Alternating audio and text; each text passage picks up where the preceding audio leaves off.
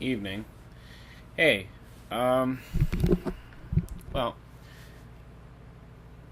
I am making this video just because I think there's a few things that I have not gotten out lately, and I think for a lot of people who are starting to get to know me and who haven't known me at any point in my life when I was really successful and really motivated, I think maybe giving you a little background would probably be helpful.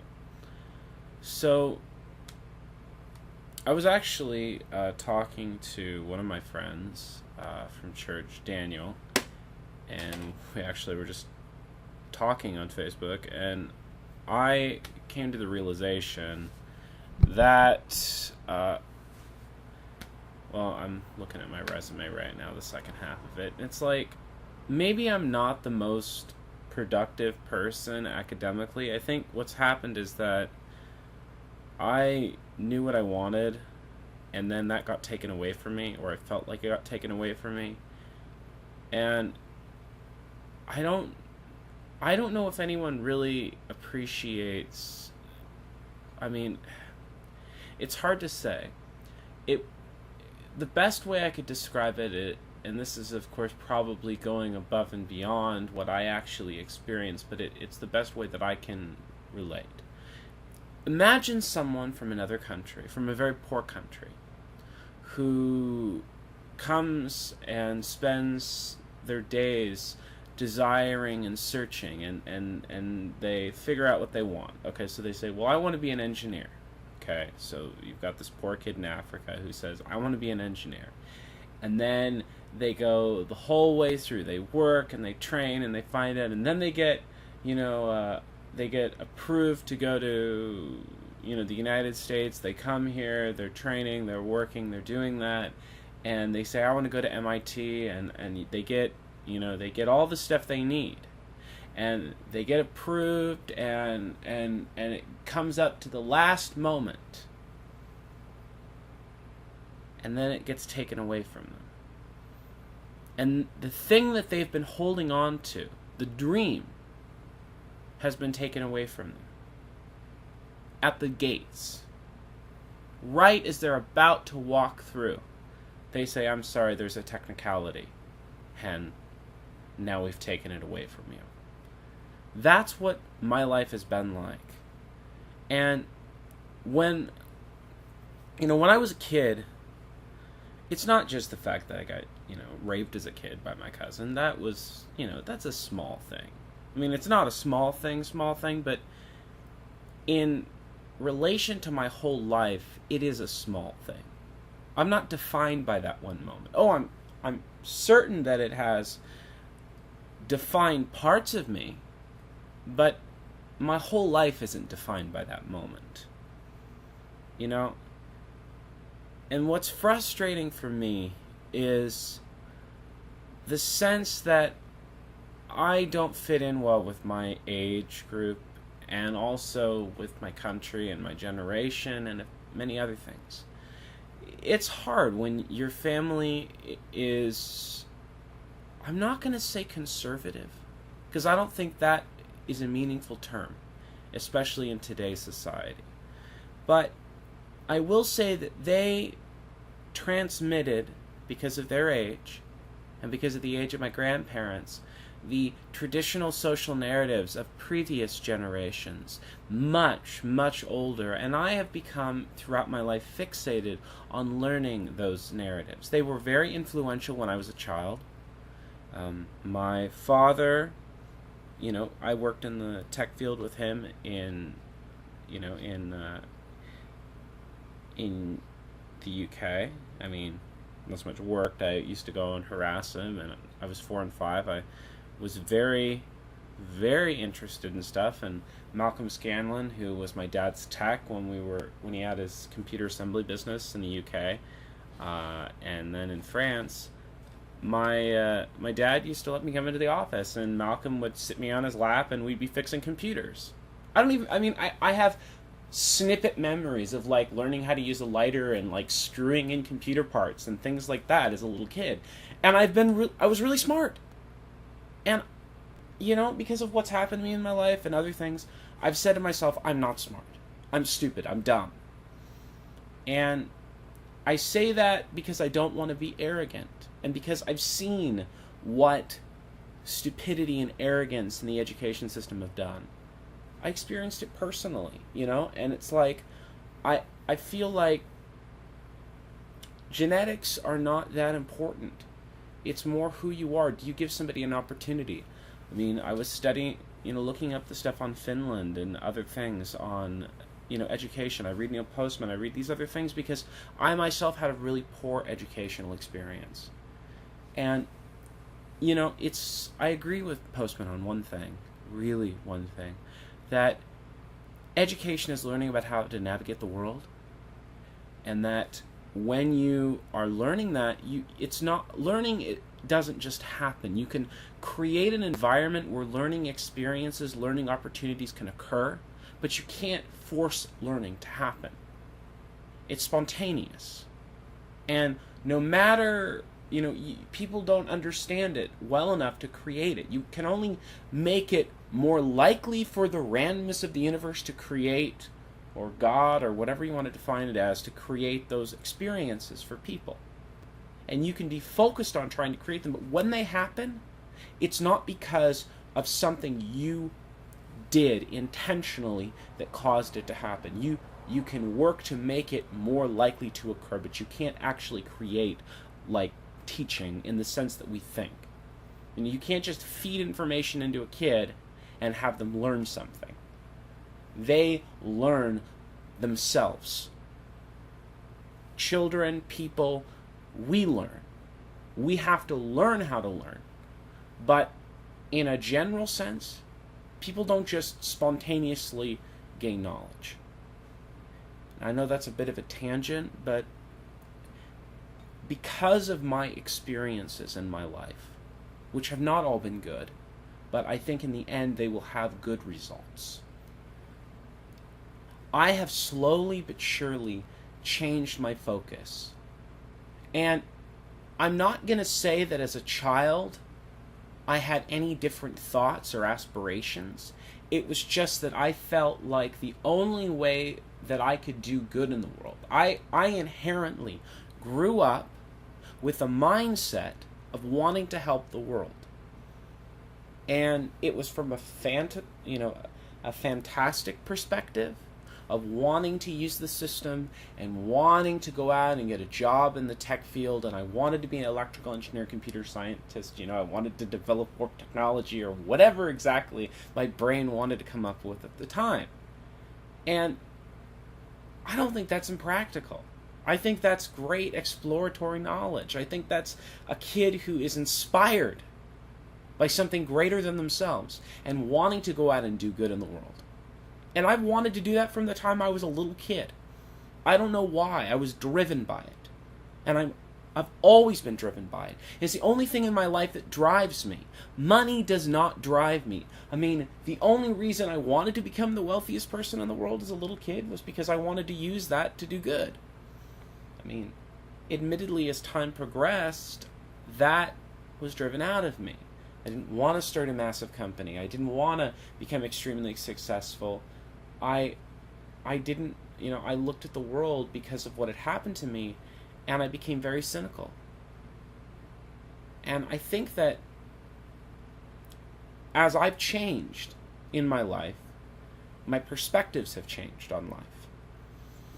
And it's difficult, I would say, for most people, as you travel through life, to try to understand yourself, how you fit in, and how the world works. I mean, I don't think I'm a lazy person. I mean, I admit my house is a mess, and I live in a very destructive environment in a lot of ways. But it could be a lot worse. And I think that from my perspective, my family is not very healthy emotionally. We've had a lot of disappointments. And I think that if you have too many disappointments, it wears on you in a way that you lose hope. I mean, it's kind of ironic, too, that, apparently on the 4th, my second cousin died in a car accident. Not that long before that, my other second cousin passed away. That was about a year or so ago.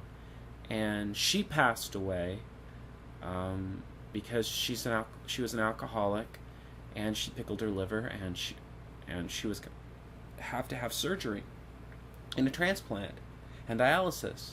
And she was in the hospital, and apparently the doctors were talking about it, and they thought she was sedated, but she wasn't. And she heard about this, and my dad feels extremely guilty because he felt like if he was there, he could have, talked her out of it or convinced her it was going to be okay because of all his surgeries and things like that. But she was stressed and anxious and whatever else, and she pulled all the tubes out of her and killed herself. She took herself off life support herself. She yanked all the tubes out, yanked all the IVs out, and she was dead within a very brief stance.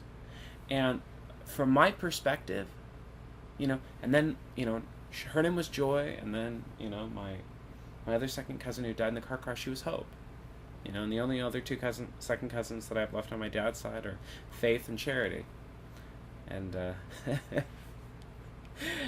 I guess I could say there's some irony to that in my own life, but I won't go there. I don't know. I find life can be meaningful in ways that you may not necessarily assume it to be. But anyway, I guess that as I try to think about my life and put everything in perspective, it's challenging for me. It really is. I am not driven by a materialistic urge. I don't know why. I'm weird. Give me a break, I mean, I think everyone has their sort of their goals in life. I mean, certainly I like reading and I like doing that, but it's like I've been reading in one of Metzger's books, where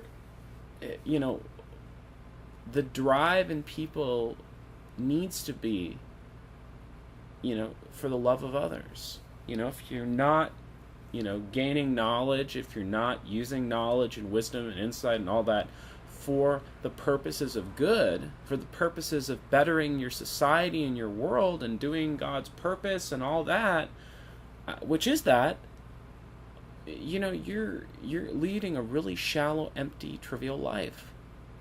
And I've never really been like that.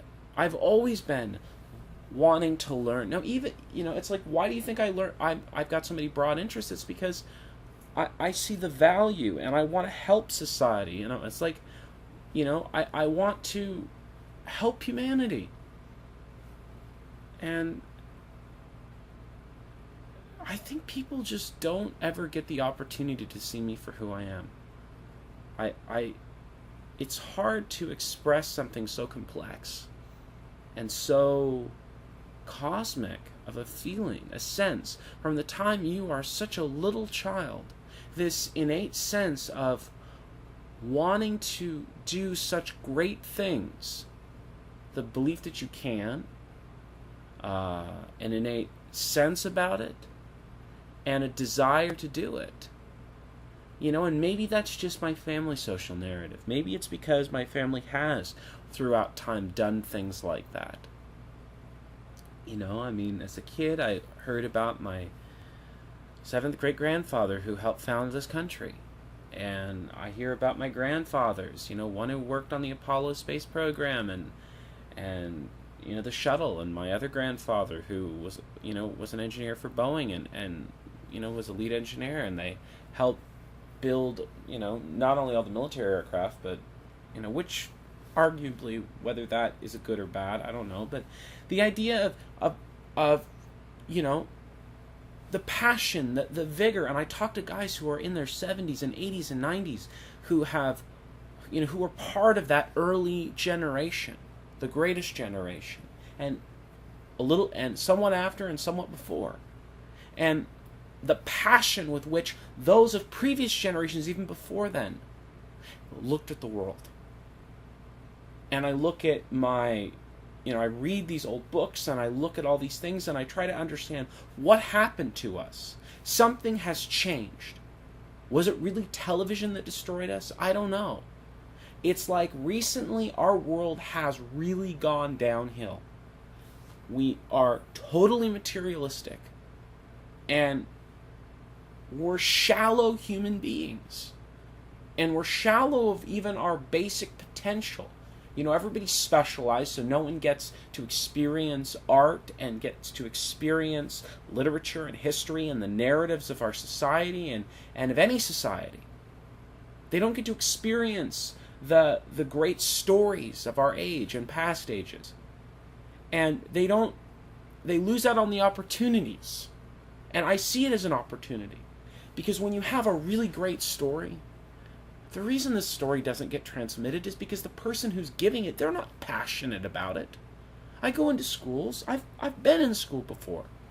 You know, one of the supposedly best ones in the state. Lake Ridge High School. You know, the one where they had all the money in the world, right? Supposedly. But there was no passion there. There was no vigor, there was no fire, there was no energy. It wasn't until I got into college and I had older professors who are much older than the people who I was taking classes from in high school. People who really cared about what they were doing. They were at the retirement age, or they were much older. And some of the younger ones too, but their passion was there, was visible. They've either lived difficult lives or other things, and they were extraordinarily passionate. And perhaps the university system is you know, the higher education is more flexible. I don't know. I don't know the true cause of the problem. But there was passion there. And I took free control of my education because I saw there being something important that I wasn't getting that was necessary for my success and for my ability to do good in the world.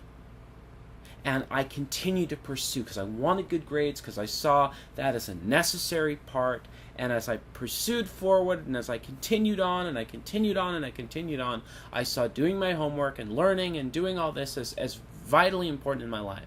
But then as time progressed, I lost out my internship to JPL. Whether I got it or not, you know, it's hard to say. Maybe I didn't. Maybe my dad really was just bullshitting me. But I know he's friends with Ted Kulingoski. They went to college together. They were in college at the same time. Ted was going to law school. My dad was an undergraduate. They shared a room at the fraternity. And my dad passionately cared about my success and asked his friend for a favor. And the favor was to look at my stuff and to consider it.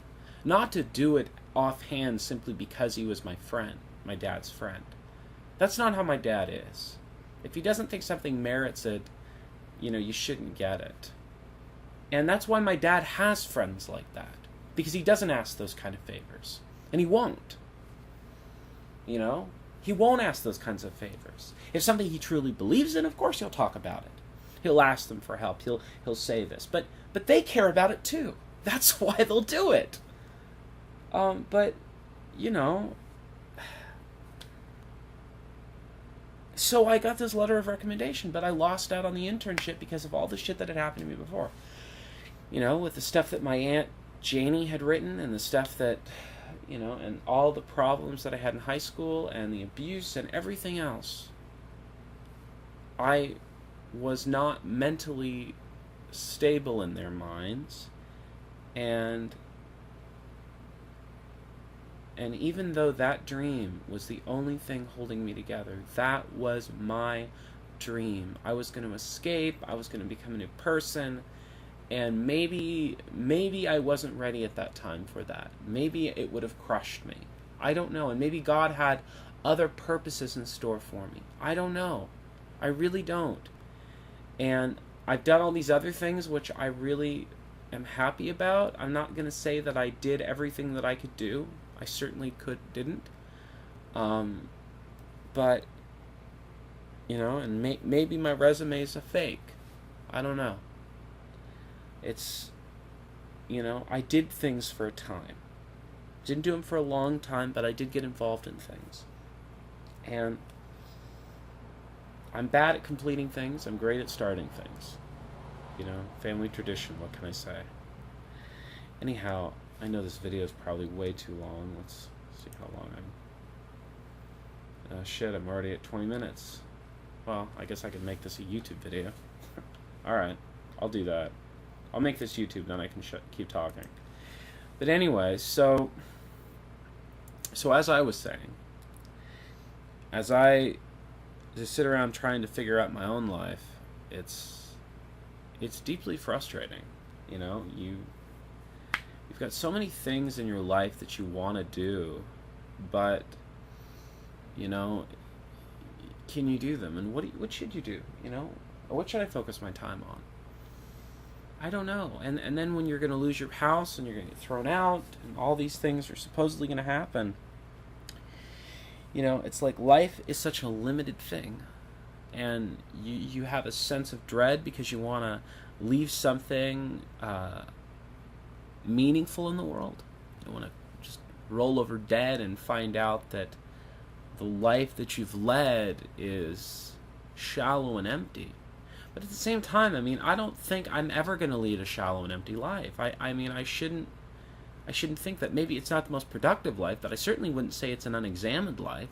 Shit, most people harass me. Most of my friends, my supposed mentors, I don't know. They tell me that I think too much. And I could tell you all that I think you're wrong. I think the problem in the world is that too many people don't examine their lives. Maybe my problem isn't so much I examine it too much. Maybe it's that I examine it some and that I don't finish. And then in addition to that, I don't do anything with that. I don't break out of my life. That could be a problem. I could agree with that. But I'm not going to say that leading an examined life is bad. A highly examinatory life.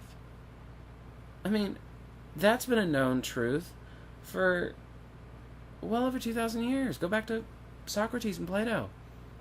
The unexamined life. Look at Plato's Apology. You read in the Bible, it constantly talks about leading an examined life. Metaphorically, of course. It talks about it in seeking God and seeking knowledge of the world and seeking the knowledge of God and loving the world and being a wise person and being a knowledgeable person. Teaching a man to fish as opposed to feeding him. Teach him how to succeed. Learn, young one. So say that I always succeed at that? No. I don't think of myself as being wise, but I also don't think of myself as being confident. It doesn't help when your father is abusive. I love my father, even in all of his... A vast virus database has been updated. Even in all of his broken tendencies, but it's just hard. I look at my life and I don't know what I'm going to do. I don't know. I want to lead a good life, and I want everything to work out. A vast virus database has been updated. I hate my computer sometimes. You rudely interrupt me. Alright, anyway. So, as I was saying, it's really challenging for me to try to deal with life, because I do have so many interests. And I could go through and show you what I've learned and what knowledge of things I've gained, and that's what I like to do. I feel proud of the things that I've acquired, the little bits of things that I feel are missing from the world, and I see the value in them. I'm very good at finding value in things and putting things together that people wouldn't normally see. And whatnot, and maybe that makes me bright and insightful or smart, I don't know. Or maybe it's just that I'm more perceptive. Or maybe it's just that I spend a lot of time on my own, trying to perceive the world. Maybe that's fantasy. I don't know what it is. But I have good talents and good traits.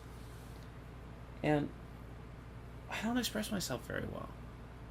I talk to myself great, but talking to the folks out there, you guys, it's hard. It is. It's hard for me to go outside of myself. Because I don't, right now, I don't know what to say. I mean, maybe my appearance isn't right. Maybe it's that I don't communicate well. Maybe it's that I talk too much and I'm not clear enough. I don't know. Maybe it's not me at all. Maybe it's other people. Or maybe I'm just totally blowing something out of perspective that doesn't really matter. I want people to know me for who I am and to love me for who I am. And,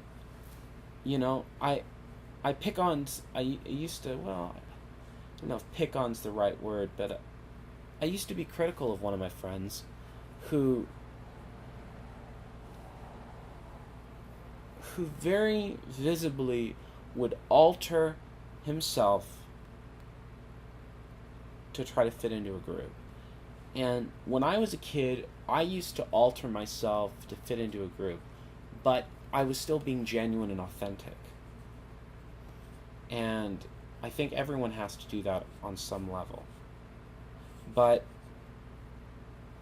my friend, he did more than that. He became what he wasn't. Not just like, I'm interested in tech, and, when you're around people who aren't interested in that, you focus on that. I think, though, that it's very difficult to be friends with people who are totally different than you.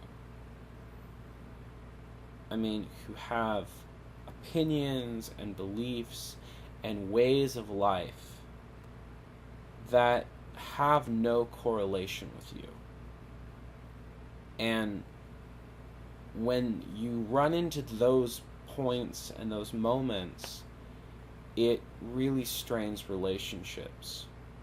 And that's when love has to come in. And I feel like,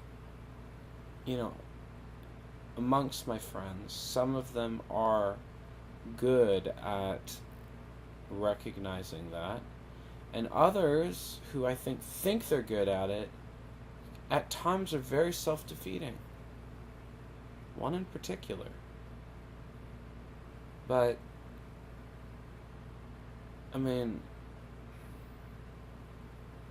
I don't know. I don't know what to say. I really don't. I can't offer any advice, and I certainly don't know enough about myself to give any profound insights. I guess I just want life to work out, and it hasn't seemingly worked out. And I don't want to die having left and done nothing. And I don't know if writing a book or leaving anything is valuable enough for me. And you could say saving someone's eternal soul from damnation, really. That I hear that, and I'm a Christian, but I'm a Christian who doesn't believe in hell. At least not in the context that are given in the Bible, or maybe not in the Bible so much, but how it's interpreted. How everything is an interpretation.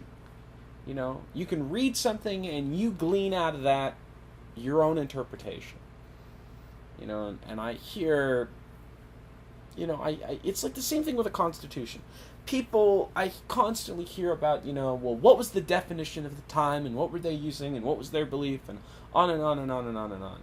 And, there wasn't a single definition. And I don't know if they intended us to use the same definitions then that we use now, because things change. People change. Worlds change. Our legal system changes. It's common law based. That's what it does. It's supposed to change. But now I'm ranting. Look, I don't know myself enough to really show you who I am, and I want to. I want everyone to know who I am, but I'm so complex, and I'm so locked up in myself, and I've got so many uncompleted things, and so many things I want to do that I'm overwhelmed. And so many things that I feel like I'll never get accomplished.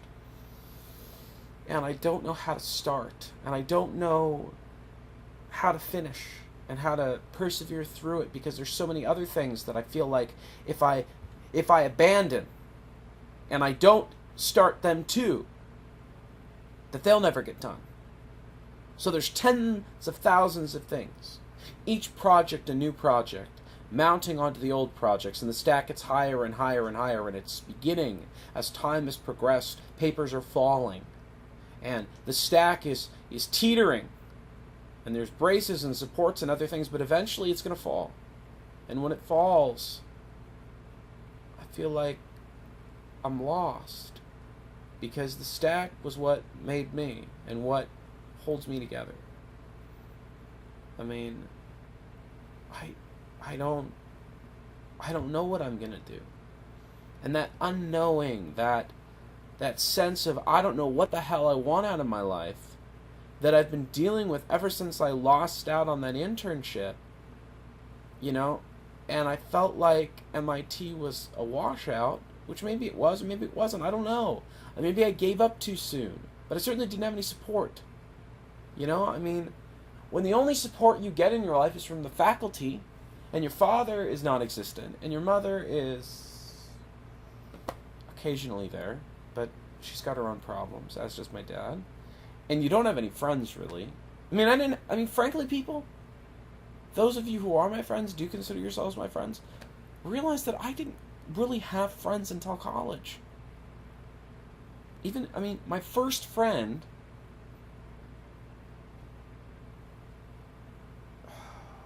was in high school, like before I graduated. Last year I was in high school. I had one friend. And then college. I didn't get along with people I grew up with. Frankly, no offense to the people who I grew up with, but I thought you all were a bunch of bastards in high school. I felt alone and abandoned. And I looked around, and the social attitudes and the social beliefs and what people were focused on was so counter to everything that I considered important that I extended a little bit beyond my borders, but I closed myself off. That was the same thing with grade school. No one around me that I could visibly see and experience was outwardly displaying anything that I could relate to. And part of that's living in England as a kid, part of that's some other things, but it was so outwardly different from anything I'd previously experienced that I just locked up and hid. I couldn't get outside of myself. I couldn't. Everything outside of me was just locked me up, because you were all so different. And I couldn't see anything that I could relate to. None of the same interests. My parents, I couldn't get involved in sports. There was nothing to connect to, and I wasn't really into sports. I was a geeky kid, which I think is great. I like technology. I was interested in that.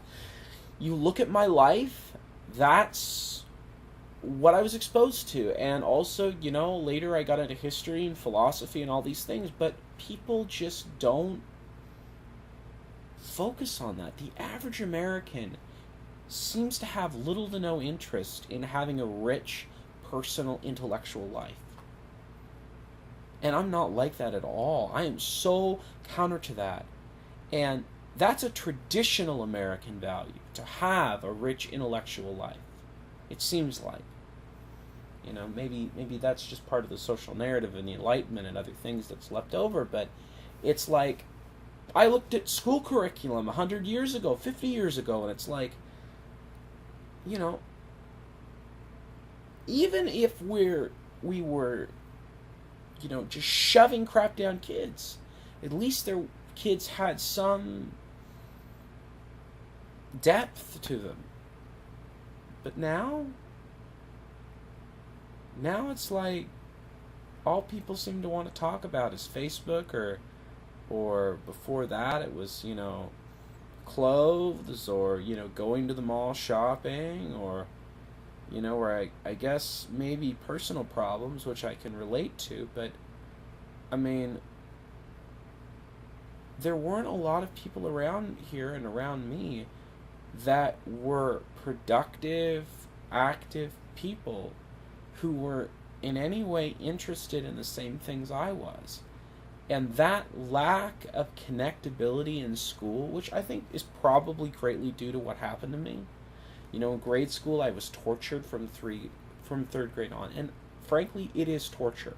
When the kind of things that used to happen to me was a form of abuse, torture. And people may not realize that, but kids can torture others. And there were a lot of people who I grew up with who will not be watching this video, because I don't think they'll bother to. They tortured me. And I've never heard an apology. Never. From all of those people, I've never heard an apology. And making the excuse that you were a kid and you did stupid things, that's not an excuse. I mean, I've done terrible things in my life. I have to apologize for those things. I have to take responsibility that even as a kid, when I did things wrong, I was the one committing them. I hurt other people. I can't get out of that, wish my way out of that responsibility simply because I was in a dark place. Okay? If I hurt somebody, I hurt somebody. That's a fact. I mean, maybe the punishment should be altered, but I still have responsibility for my action. Everyone does.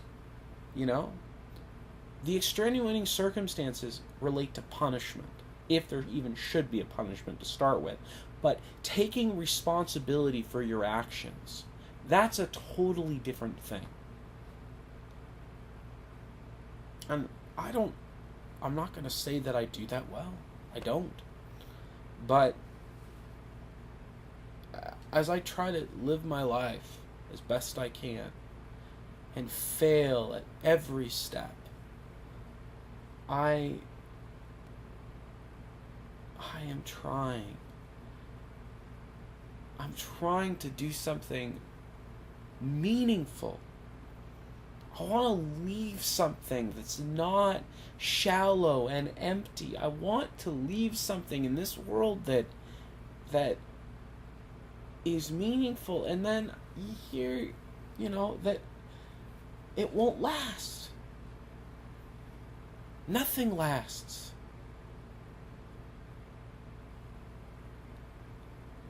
So what's the point of life? And someone saying to you as a kid, or even as an adult, I mean, come to me because your purpose here is and then is to, I mean, Christians, dear Christians, give me a really meaningful answer there. Telling me that your purpose is to be here in order to worship God. I mean, that has to be about as shallow and meaningless as I've heard. So God created me just so that I could be a worship puppet, a doll that bends over and kisses his feet, or ear feet. That's meaningless to me. And frankly, I think it does a great disservice to God. I mean, you create something so it can worship you. That's shallow. So it can represent in some very abstract term the meaningfulness of God. Okay, you want to focus on the moral trip, but yet you can't give me a definite answer about what you mean by the glory of God. What are you talking about? I mean, in my life, I need something meaningful. That's why I read Postman. Because at least he had some idea about social narrative in the context that there needs to be some context and people need meaning in their lives. Maybe your meaning is you're a materialistic a-hole. I don't know. Maybe most people are really shallow. Maybe most people go through life dead, oblivious to their external world, not fully human. I don't know. Not fully alive and sentient. I don't know. I don't know how people are. Because I can't go into your brain and see. I can only experience from the outside looking in. And when I look at the world so often is shallow. And I mean, God must weep for us all. To create something so cosmically possible, and then to have it waste away. I mean, I think as a parenting figure, as a parent to us, to love us, to see us waste away our existences, our potentials, because of war, and because of hatred, and because of bigotry, and because of all of these dark things. I mean, not color-wise, but just these things that are debilitating. We do not appreciate what we have been given. And I sit and I listen in church, and I sit and I get the meaning, and I occasionally get some value out of it, but where is the message about the greater workings of God, the greater purposes of God? I mean, it's a great start to talk about the purpose of God being to do good in the world. I think that's a great place to start. But what about learning how to be human? Learning about what it means to lead a truly fulfilling life. Do you think that some ancient, moldy old white Greek philosopher was stupid? Had no conception of God? See, I see it very differently. I see it that people all over the world get glimpses of God. I think it's an arrogant thing by Christians to say we're the only ones who have a relationship with God.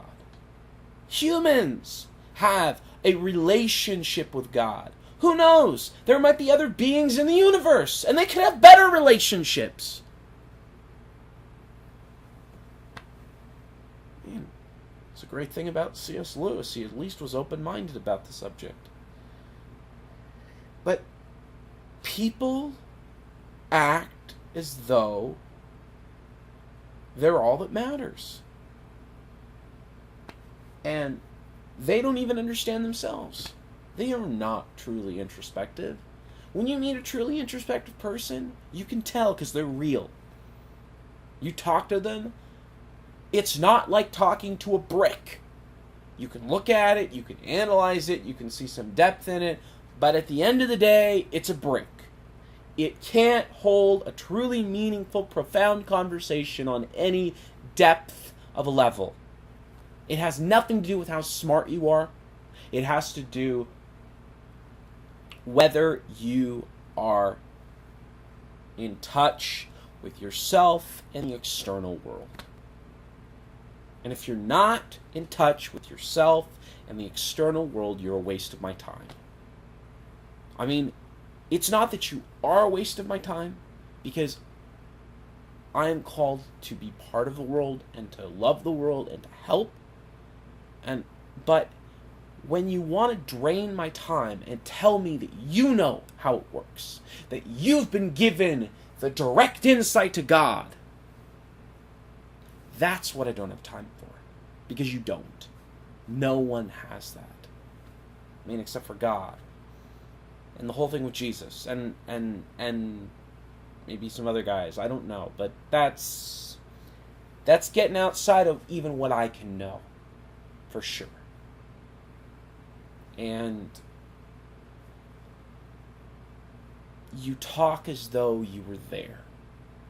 You have things left over thousands of years.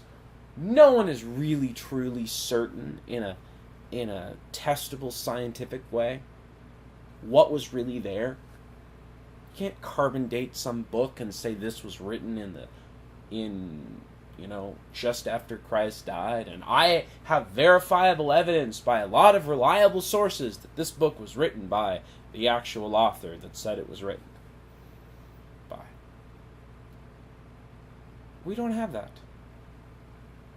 And without that, there is ambiguity. There is uncertainty. There's even vagueness about the whole matter.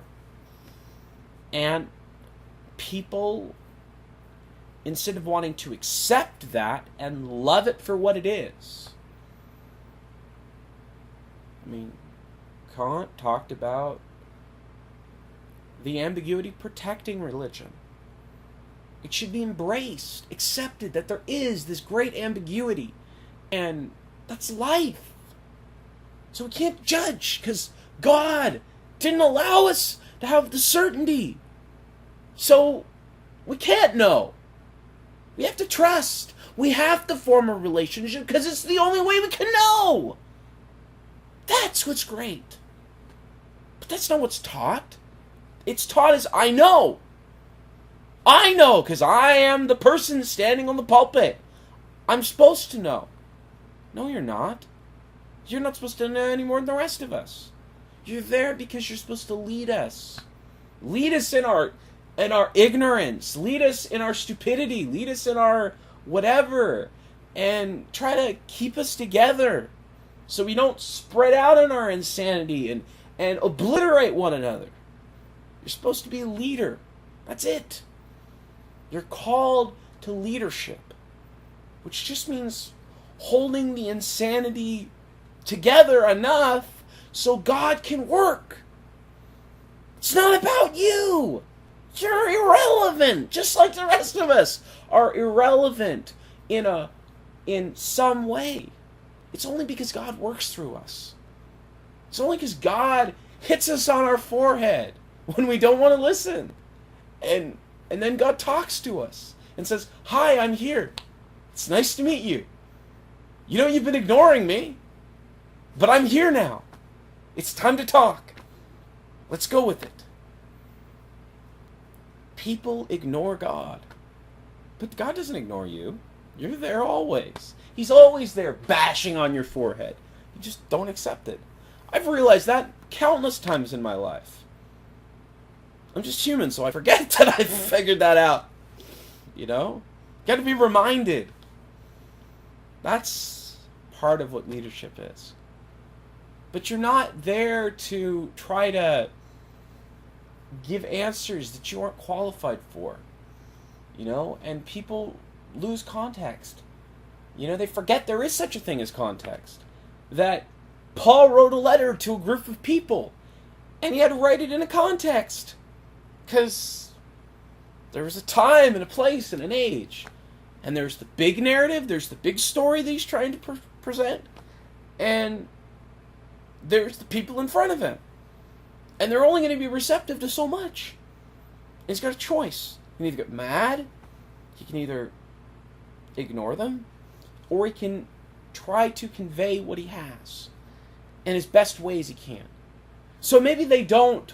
Maybe they've got this Roman ideology about family that says that a woman is chattel and that a husband is the power and that the slaves are nothing and so on and so forth, and the children could be killed. Well,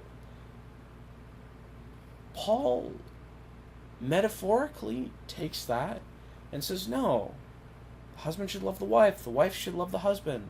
There should be mutual respect and love, and tries to form it in a way that, while I can't change your system, you have to do that. I can at least give you a way to take this broken system, and make it better.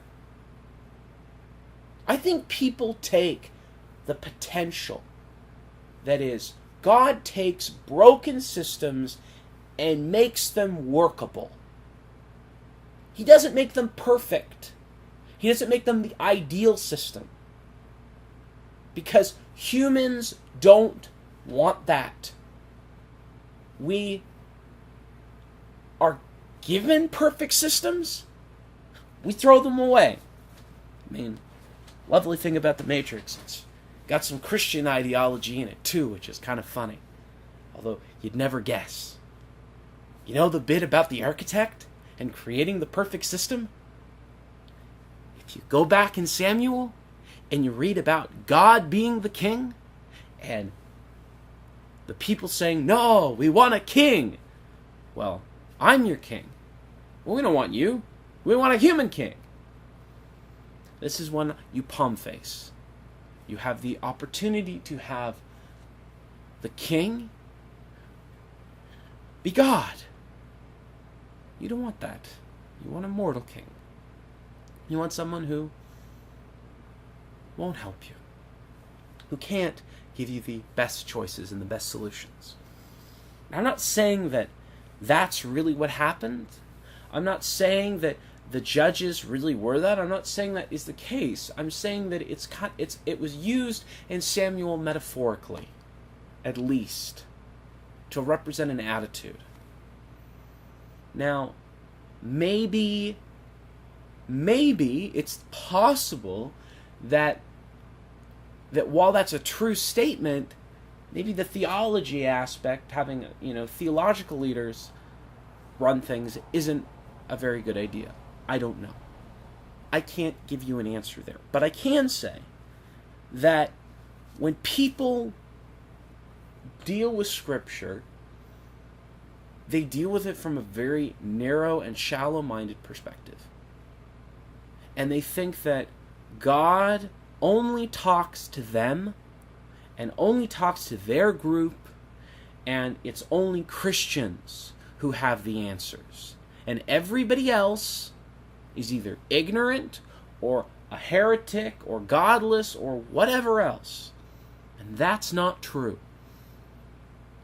You know something is true. Not just by a logical perspective in your mind or it seems rational, no. When something is true, your whole being resonates. When something is of God, you know it. You truly know it. Because every part of your being, every nerve ending resonates and says, this is true. And it changes your paradigm. And your mind just shuts down. Talks about wonder, Aristotle, poetics, wonder, the idea that your mind just shuts down and you look and you're in awe and it's like catharsis on steroids and you just stare as your entire world has been changed by this one moment. That is truth. It's not just about logic. Because if you really have a connection with God, you know when something is true. When you're one with the universe, or whatever you want to call it. When something is right, it clicks. You get it. It makes sense. And I don't know if that answers the universe's questions or not. And maybe that's just my perspective. I could be wrong. But that's, for me, truth. When every part of your being is resonating and saying, this is true. And, again, my perspective versus everyone else's. When I have studied the Bible and studied things, when I started learning about context and things like that and really looking at it and analyzing it, maybe it is that it's more that it's just resonating with my personal beliefs. But I don't think so, because my personal beliefs have changed over time. Some of them really have. Certainly with regards to homosexuality.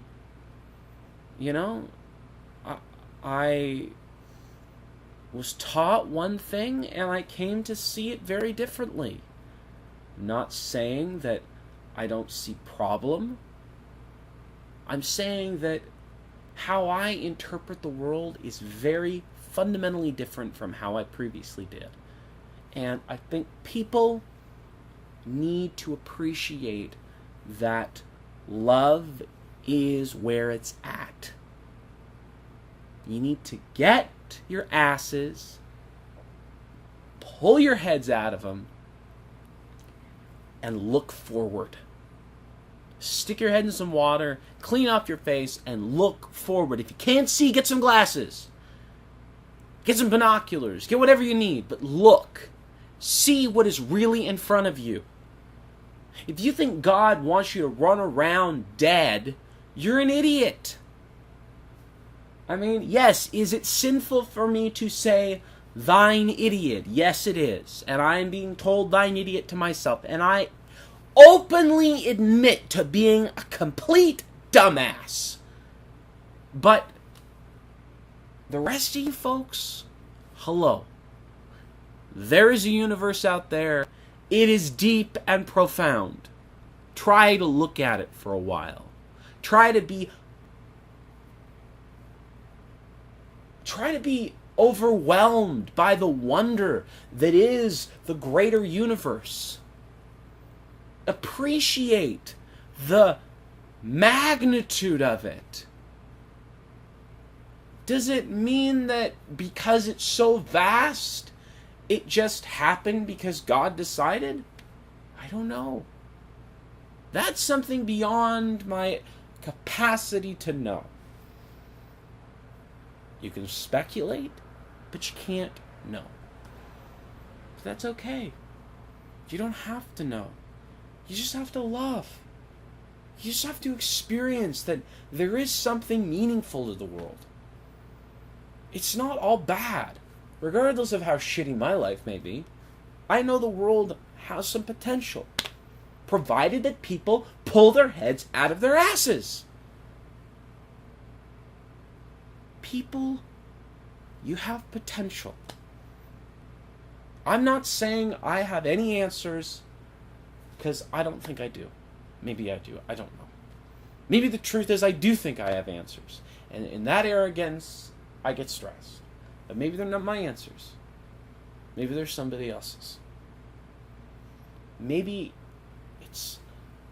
I'm channeling God on this. Maybe I'm channeling other people who are far wiser than me, and I've just been around enough of them that I've accumulated that knowledge, that wisdom. And I've bottled it up, and I've let it brew and simmer and stir. And I continue to gather wisdom and knowledge from all the far corners of the lands. Because that's the kind of person I am. I'm a collector. I like to take all this in and stick it in me and let it stew and cook. Because I always liked cooking as a kid. I like to let it brew and see what comes of it. What dreams may come. What worlds. What unshackled beings. What perspective on life. What universe. What meaning. Where is our world in this moment? Is there a purpose, a greater purpose that we as children, we as ignorant, small, insignificant beings in the vastness of space, what do we miss? What do we miss by not even looking? By not searching and expanding ourselves beyond our limited potential?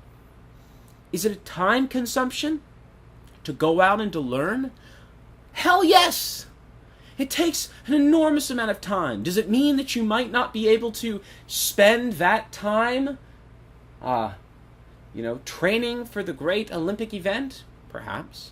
Does it mean that maybe you won't be able to do certain things, build certain companies, so on and so forth? Perhaps. But perhaps it will allow you to do things you've never thought were even possible before. The secret is not how smart you are. It's the desire with which you seek. How much do you care? I have passion. I don't know if you can tell that, but I have passion to find God's light in the world, to find the light of people, the light of knowledge, the spark, to see what great things have been left in the world, what has been lost, what has been rediscovered, the meaning, the purpose, the hopes, the dreams, the things that make us who we are. That is what I seek. I seek to know God in all of God's greatness and glory. And you don't find it by sitting around, talking to your friends about the most trivial things. You find it by exploring yourself. You find it by exploring the ideas of others, by exploring who they really are. You have to ask really intense questions. You have to break through the surface. You have to be willing to be scared and accept questions that challenge you to the very core. Things that you might never have thought possible. You have to be willing to let your entire world be ripped apart, asunder. You have to be willing to be one moment in a place that you think you know the answers. You have to be willing to take your entire political sphere and throw it out because it's not right. You have to be willing to accept truth where you find it and shift your paradigms accordingly. You have to be willing to be, in simple terms, but not so simple terms, open-minded. And I think that is the thing that humans are not. Sad to say, people just don't give a crap. And if we keep that up, and if I allow myself to be sucked into that filth-ridden cesspool that's become humanity, I'm going to be obliterated. Because I'm not like that. That is not who I am. And maybe this gives you an idea of who I am. And maybe you don't want to be associated with me because this is too earth-shattering of a perspective for you. Maybe this resonates with you. I don't know. Maybe you won't even watch this. But this is who I am. That's why I challenge my friends. I expect them to challenge me, and I will challenge you.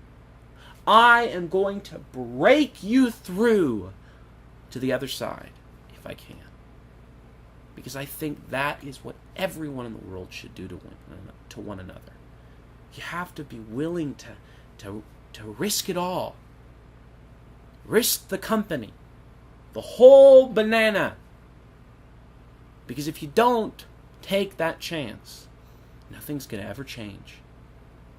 You got to be willing to break through to the other side. And people don't. They're scared. They really are scared. And I don't blame them for being scared. And I don't blame you if you're scared.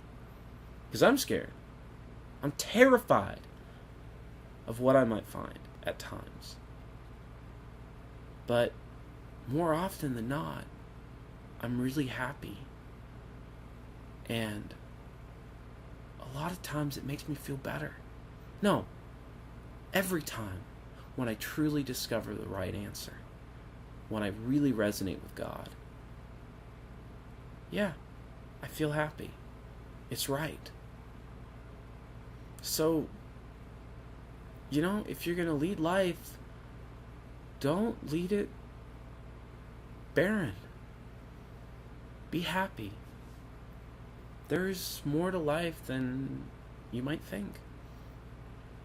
In any case, I wish everyone the best, and God bless, and I hope that you all get your things figured out. Because in truth, you're going to be okay. Whether you realize it or not, life is meaningful, and you can be alright. Right now, I've got a lot of things that I have to get figured out. And I'm really scared. And I could sure use a lot of help. But I'm going to try.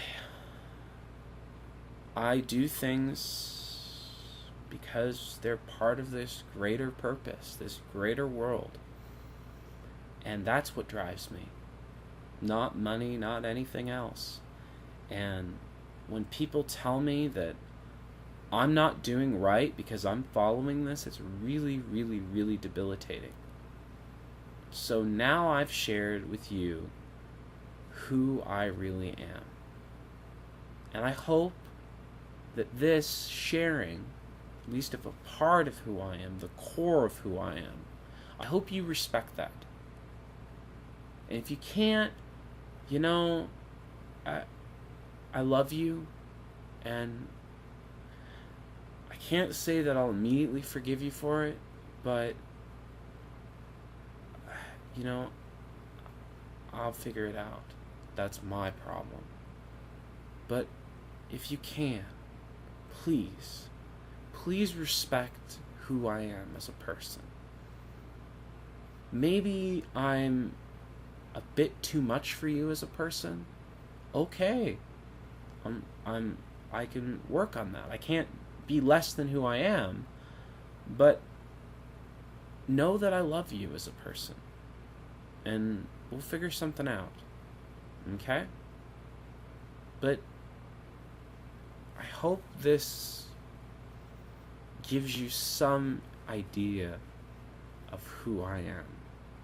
Really, who I am. Because that is really important to me. Okay. This is really, really a long video, and yeah, it's like over an hour. Okay. Well, I wish everybody well, and I hope that you enjoyed this. Okay. Laters.